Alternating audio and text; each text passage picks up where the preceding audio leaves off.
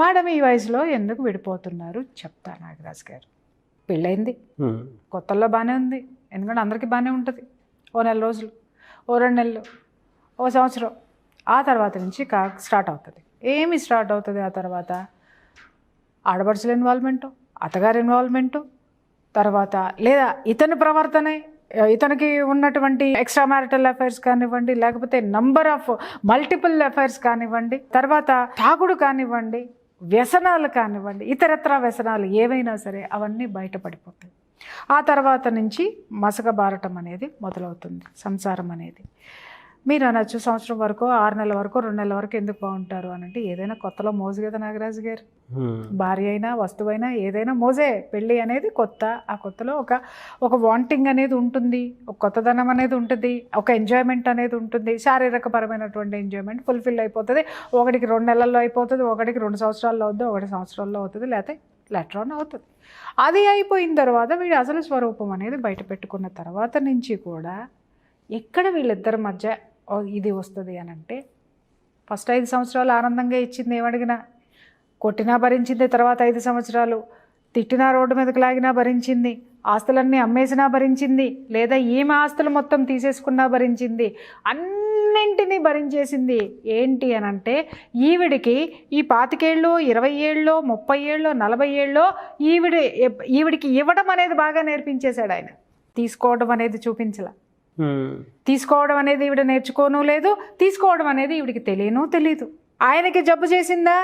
ఈమె 24 గంటలు సేవలు చేసింది. వాళ్ళ ఇంట్లో అమ్మా నాన్నకి జబ్బు చేసిందా? 24 గంటలు చాకరీ చేసింది. వాళ్ళ ఇంట్లో కుక్కను తీసుకొని వచ్చి పెంచుకోవడం మొదలు పెడితే ఆ కుక్కకు కూడా వీళ్ళకి ఎంత చాకరీ చేస్తుందో ఆ కుక్కకు కూడా, కుక్క పెంచుకోవడం అనేది వాళ్ళకి చాలా ప్యాషన్ అయితే ఈమెకి ప్రాణం మీదకి వస్తుంది. ఇంటి చాకరీ చేయాలి, ఒంటి చాకరీ చేయాలి, ఇవన్నీ కాక కుక్కలకు కూడా చాకరీ చేయాలి. అది ఎలాంటి ఇష్యూ ఉంటుంది నాగరాజు గారు? అది అయిపోయింది. తర్వాత వీళ్ళందరికీ ఇంత చాకరీలు చేసి ఏ రోజన్నా నలతొచ్చి మంచం మీద పడుకుంది అని అంటే, వీళ్ళల్లో ఎవ్వరు ఆమెని ప్రేమగా ఒక మందు బిళ్ళ తీసుకొచ్చేస్తున్నారు, ఇస్తారు, కుక్కకి పడేసినట్టేస్తారు. కానీ ఈమె మాత్రం కుక్కని చాలా ప్రేమగా చూస్తుంది నాగరాజు గారు. బట్ వాళ్ళు మాత్రం స్ట్రీట్ డాగ్కి పడేసినట్టు ఇలా పడేస్తారు. ఎందుకంటే వేసుకో తొందరగా లేకు. ఆవిడ ఎందుకు వేస్తారంటే, ఆవిడ తొందరగా లెగవాలి, మళ్ళీ ఈ చాకరీలన్నీ చేయాలి, ఈ త్యాగాలన్నీ చేయాలి. ఆవిడ గివింగ్ నేచర్ కదా. వీళ్ళు తీసుకోవడానికి అలవాటు పడ్డారు కదా, వీళ్ళు తీసుకోవడానికి వీళ్ళకి ఇవ్వడానికి ఆవిడని రెడీ చేస్తారు తప్ప వీళ్ళు ఆమెకి ఇవ్వడం మొదలు పెట్టడం అనేది ఏ సందర్భంలోనూ ఉండదు.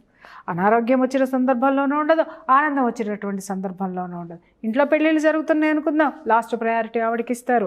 ఆవిడకి సంబంధించిన ఆస్తులు ఏమన్నా ఉంటే కూతుళ్ళు కానీ కొడుకులకు కానీ పెళ్ళిళ్ళు జరుగుతుంటే అమ్ముకుంటారు, ఎంజాయ్ చేస్తారు, రాస్తారు. తప్పితే ఈవిడికి ఏ విధమైనటువంటి ప్రయారిటీ ఆ పెళ్ళిళ్ళలో ఉన్న వాటిల్లోనే ఇవ్వరు. ఒకవేళ కొండకొచ్చో పిల్లలు ఆమెని కనుక దగ్గరికి తీసుకున్నారు అనుకుందాం, కూతుళ్ళు అనుకోండి అల్లుడు వచ్చిన తర్వాత వెళ్ళిపోవాల్సిందే, కొడుకు అనుకోండి కోడలు వచ్చిన తర్వాత వెళ్ళిపోవాల్సిందే.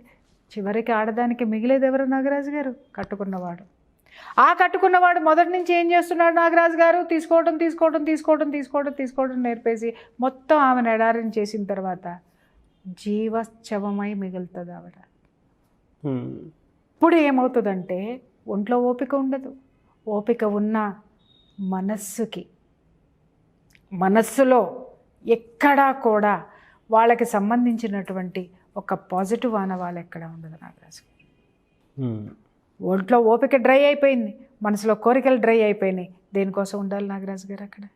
ఆవిడకి ఒంట్లో బాగోకపోతే ఒకరోజు ట్యాబ్లెట్ ఇస్తారు, రెండో రోజు ఏమాత్రం ఓపిక వచ్చినా చేసుకోవాలి. లేవలేదంటే తీసుకెళ్ళి హాస్పిటల్లో పడేస్తారు. ఇప్పుడంతా స్విగ్గీలు వచ్చేస్తున్నాయి, హాస్పిటల్, ఇవన్నీ నేను విన్నాను కాబట్టి చెప్తున్నానండి. నేను ఇది ఇట్స్ నాట్, నేనేదో మాట్లాడడం లేదు, ఇవన్నీ వచ్చిన వాళ్ళందరి దగ్గర నుంచి నేను విన్నాను కాబట్టి. స్విగ్గీలో ఆర్డర్లు వచ్చేసినాయి, ఇక్కడ ఆఫీస్లో కూర్చొని స్విగ్గీ ఆర్డర్ పెడితే అక్కడ హాస్పిటల్కి వెళ్ళిపోతుంది. పేషెంట్ ఫుడ్ కూడా కొన్ని హాస్పిటల్స్ ప్రొవైడ్ చేస్తున్నాయి. ఇంకా కొన్ని హాస్పిటల్ ఇంకొంచెం డబ్బు ఎక్కువ కట్టారు అని అంటే వాళ్ళే అన్నీ చూసుకుంటారు, ఎవరు లోపలికి వెళ్ళాల్సిన అవసరం లేదు. ఆవిడ తగ్గిన తర్వాత ఇంటికి వచ్చేస్తుంది. ట్రూ అండి. కదా నాగరాజు గారు? ఇక్కడ ఈవిడ 30 ఏళ్ళు వచ్చినంత వరకు వాళ్ళకి ఇచ్చిన జీవితము తీసుకోవాలి అనేటటువంటిది ప్రకృతి నేర్పిస్తుంది. ఏం తీసుకోవాలి? విశ్రాంతి, రెస్ట్. ఈ శరీరానికి, ఈ మనసుకి గాయం చేసావే నువ్వు, నీ వాళ్ళు, నీ పిల్లలు, నన్ను చేసిన గాయానికి ఈ మనసు అలసిపోయింది, ఈ మనసుకు విశ్రాంతి కావాలి. ఇన్ని సంవత్సరాలు నీకు నీ వాళ్ళందరికీ చాకరీలు చేసి పెట్టాను కదా, ఈ శరీరమో మొత్తం అంతా కూడా షుగరో, బీపీయో, కిడ్నీయో, లివరో, లేకపోతే థైరాయిడో, ఇంకేదో మెంటల్ డిప్రెషన్ ఇవన్నీ వచ్చి శరీరం కుంగిపోయింది. దానికి విశ్రాంతి కావాలి. మనస్సుకి శరీరానికి విశ్రాంతిని కోరుకుంటుంది నాగరాజు గారు. అప్పుడు ఆ విశ్రాంతి ఎక్కడి నుంచి దొరుకుతుంది? వీళ్ళు పుడకల మీదకి పెట్టేంత వరకు కూడా ఆమెతో చాకరీలే చేయించుకుంటారు. అది స్పష్టం. 30 సంవత్సరాల నుంచో, 25 సంవత్సరాల నుంచో, 20 సంవత్సరాల నుంచో అది రిపీట్ అవుతుంది. అదే జరుగుతుంది. ఎక్కడా మార్పు లేదు. వస్తుందన్న ఆశ ఎక్కడైనా ఉందా అంటే 30 ఏళ్ళు కనపడిన భగవంతుడు 31వ సంవత్సరం కనపడి ఇచ్చిన ఏం చేసుకుంటుంది ఆమె? అప్పుడు మొగుడు మౌర మల్లెపూలు తెచ్చిస్తే పెట్టుకుంటుందా? అప్పుడు మొగుడు పట్టుచీర కట్టుకొని ఇస్తే ఎవరికి చూపించాలా? మనవాళ్ళు వచ్చేస్తారు, లేకపోతే పిల్లలందరూ ఒక దారికి అయిపోతారు. ఎవరు ఆమె రిజెక్ట్ చేసేసినటువంటి ఆ పీస్ని, రిజెక్టెడ్ పీస్ అని ఒక స్టాంపును వేసిన తర్వాత అది రిజెక్టెడ్ పీసే నాగరాజు గారు. ఎలా అండి మరి? వాళ్ళు ఏమి కోరుకుంటున్నారు అనంటే ప్రకృతితో బ్రతకడానికి కోరుకుంటున్నారు.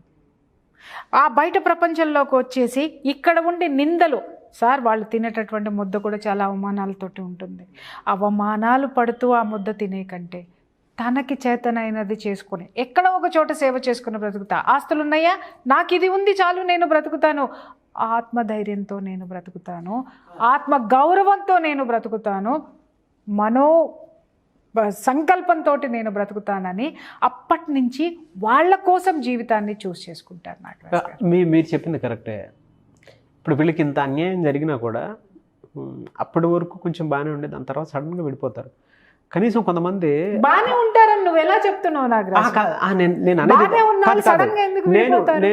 అది లోపల క్యాన్సర్ లాగా కుళ్ళి కుళ్ళి కుళ్ళి కుళ్ళి కుళ్ళి చివరికి తీసి. అదే పాయింట్ నేను అడగదలుచుకున్నది.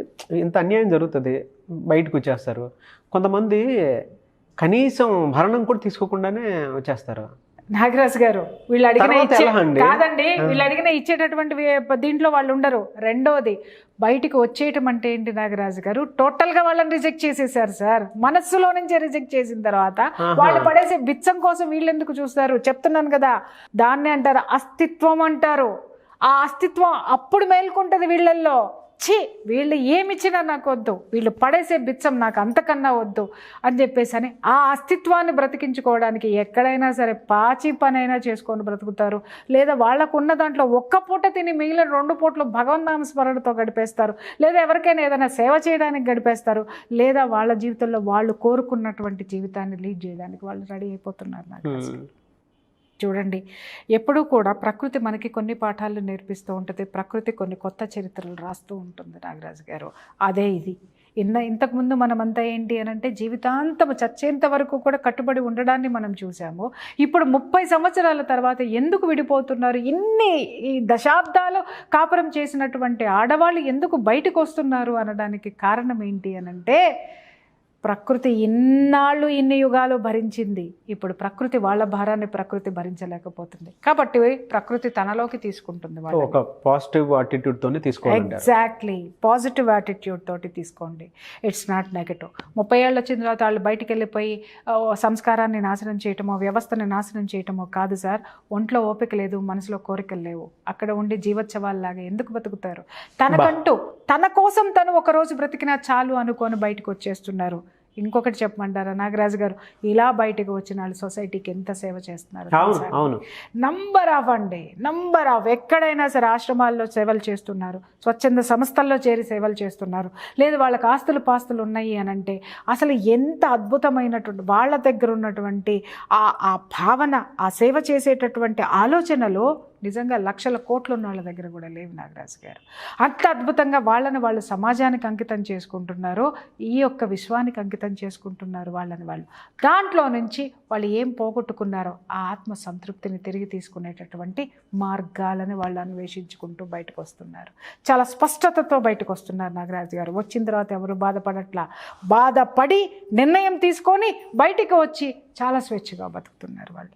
ఎస్, ఇందాక ఒక మాట అన్నారు కదా మీరు, కొంతమంది భరణం కూడా తీసుకోకుండా వచ్చేస్తారండి అనగానే డైరెక్ట్ రిజెక్షన్, ఇంకా లేదు ఇక్కడ నుంచి. ఇంకా అసలు శవంతో సమానం అండి. కొంతమంది ఇప్పుడు కొన్ని డివోర్స్ చూస్తాము, భరణం కోసం కేసులు వేసుకొని భరణం కోసం తీసుకునేటటువంటి, అది ఆ ఏజ్ లో సెకండ్ కేటగిరీ, అది సెకండ్ కేటగిరీ కాదు. కొంతమందికి కావాలి వాడేసే వేషాలకి ఈ పిల్ల ఎందుకు ఇది చేసుకోవాలి, వచ్చేది ఉన్నప్పుడు తీసుకోవడం.